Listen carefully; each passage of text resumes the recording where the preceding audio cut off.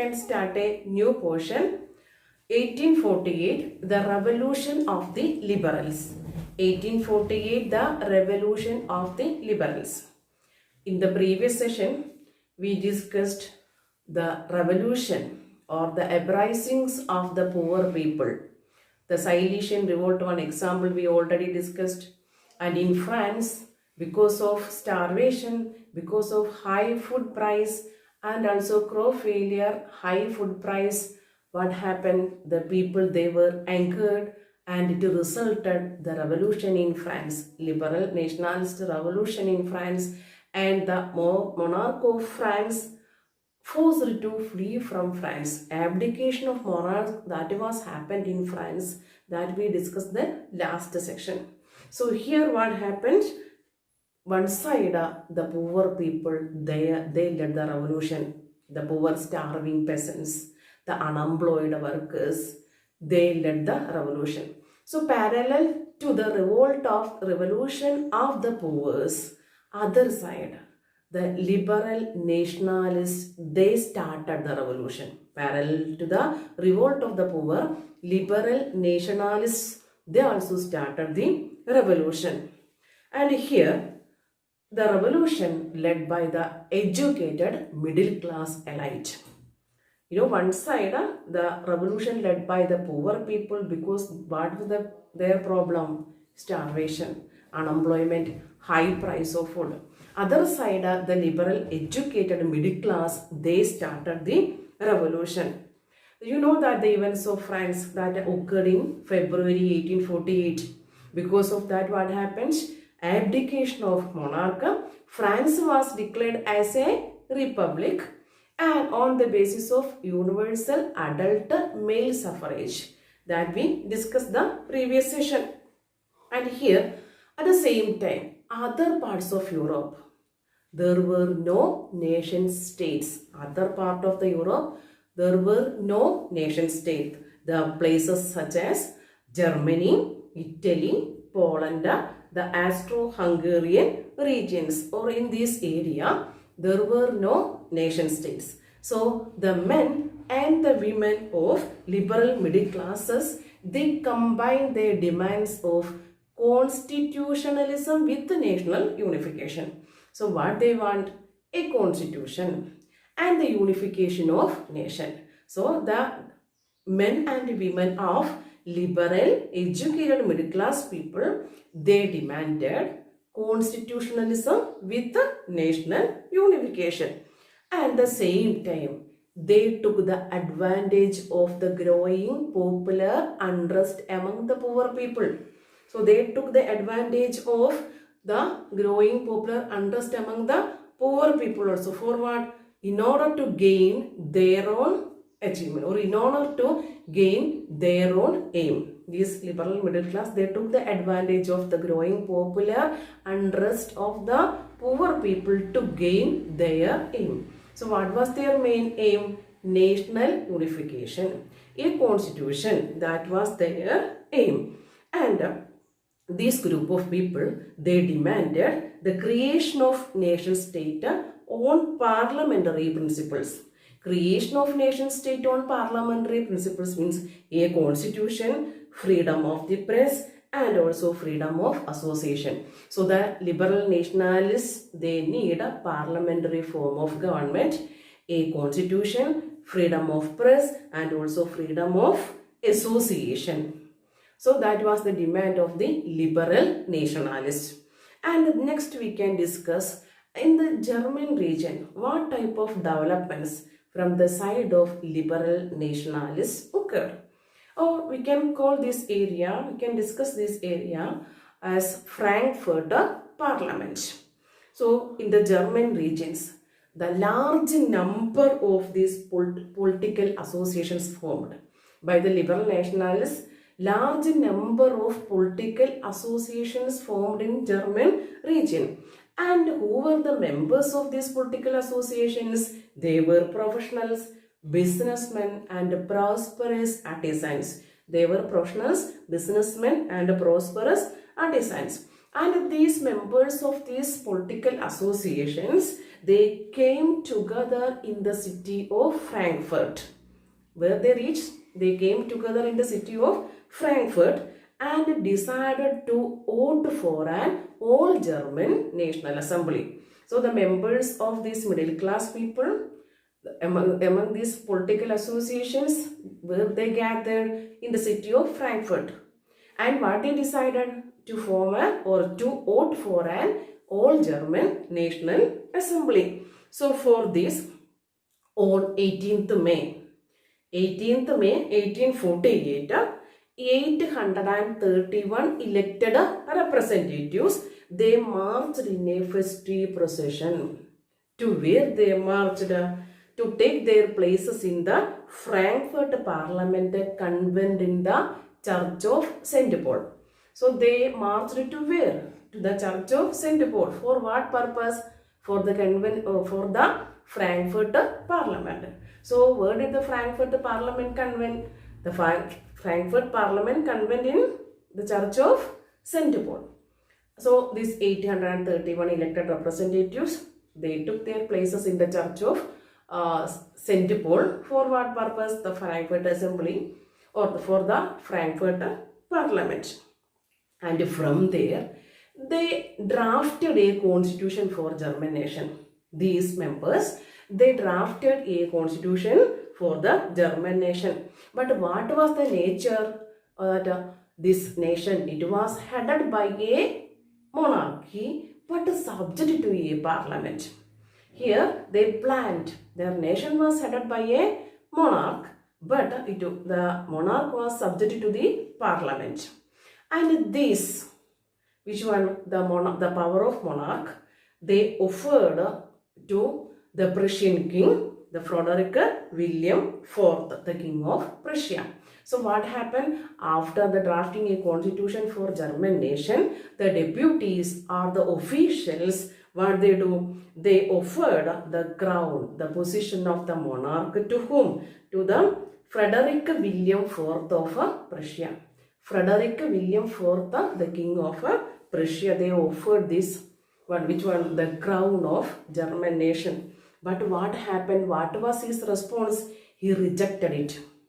Frederick William IV of Prussia, he rejected it and he joined with the other monarch and opposed the assembly. So what happened now?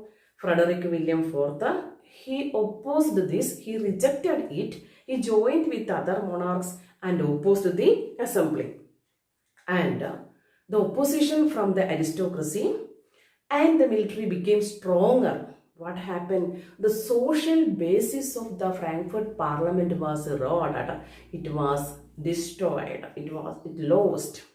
When the opposition from the aristocracy and military to the assembly, it becomes stronger. What happened? The social basis of the parliament was eroded. At the same time, what happened? The demands of the workers and the artisans also refused by the middle class people. This parliament, Frankfurt Parliament, was dominated by the middle class people, and they resisted to granting the rights of workers and the artisans. So what happened? The middle class people, they lost their support. Middle class people, they lost the support of these workers and also the artisans. So the parliament was dominated by whom? The middle class people. And these middle class people, they resisted the demands of the workers and the artisans. So what happened? The workers and the artisans, they were not ready to support the assembly. Then this assembly lost the support of workers and the artisans. And in the end, what happened? Troops were called in.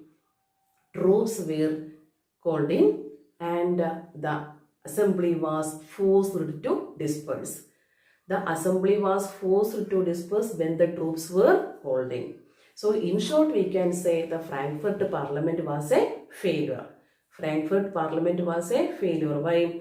Because opposition from the side of monarchy, the aristocracy, and next what happened from the military, and also it lost the support of workers and the artisans also, or the poor people. Then what happened? At last, the troops were called in and assembly was forced to disband. Then this Frankfurt Parliament was a failure. Then next we can discuss the role of women in the liberal nationalist movement. The role of women in the nationalist movement. So here the issue of extending or granting some political rights to women, it was a controversial, one within the liberal movement. In the liberal movement, at that time the liberal educated nationalists, they were not ready to grant any political rights to women. So at that time, women, they were actively participated in the political movements. They founded newspapers, they found their own associations, they participated in political meetings and demonstrations. That means the women, they were actively participated in the political movements, the liberal nationalist movement. But they were denied political rights. Women, they were actively participating in the liberal nationalist movement, but what happened? They were denied the political rights. That we can clear in the example of Frankfurt Parliament. When the Frankfurt Parliament convent, in which place? The Church of St. Paul. When the Frankfurt Parliament convent in the Church of St. Paul, women were admitted only as the observers in the visitors gallery. They were admitted as only observers and stand in the visitors gallery. So here you know that women denied the political rights of that time. So what was the role of women in the liberal nationalist movement? You know that they were actively participated. They found newspapers, formed political associations, they participated in political meetings and demonstrations, but they were denied the political rights. They were denied the suffrage rights.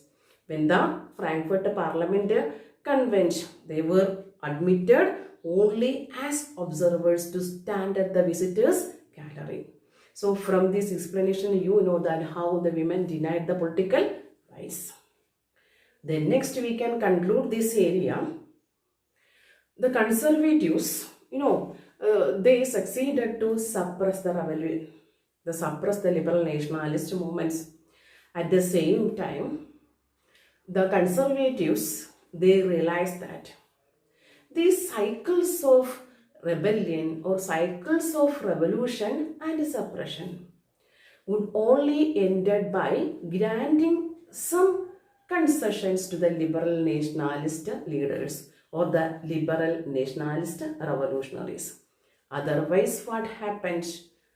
There will be revolution and suppression. So there will revolution and suppression. So now the conservatives, they realize that these cycles of revolution and suppression would be ended only after granting some concessions to the liberal nationalist revolutionaries. So what happened in the years after 1848? The autocratic monarchs of the autocratic governments of the Central and Eastern Europe, they began to introduce some reforms.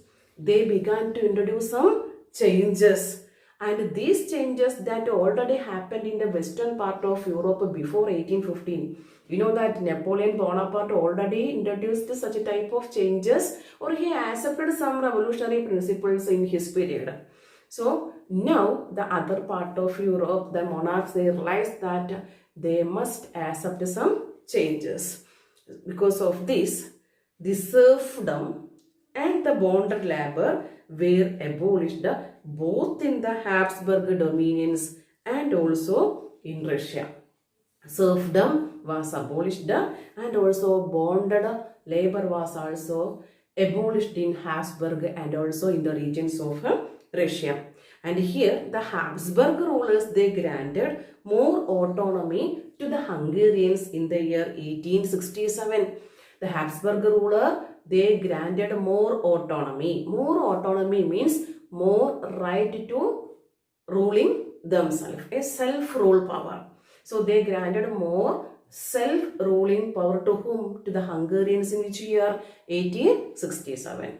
So from the liberal nationalist movement, the conservatives also realized it was essential to accept some changes. So dear students, here we are concluding today. Thank you.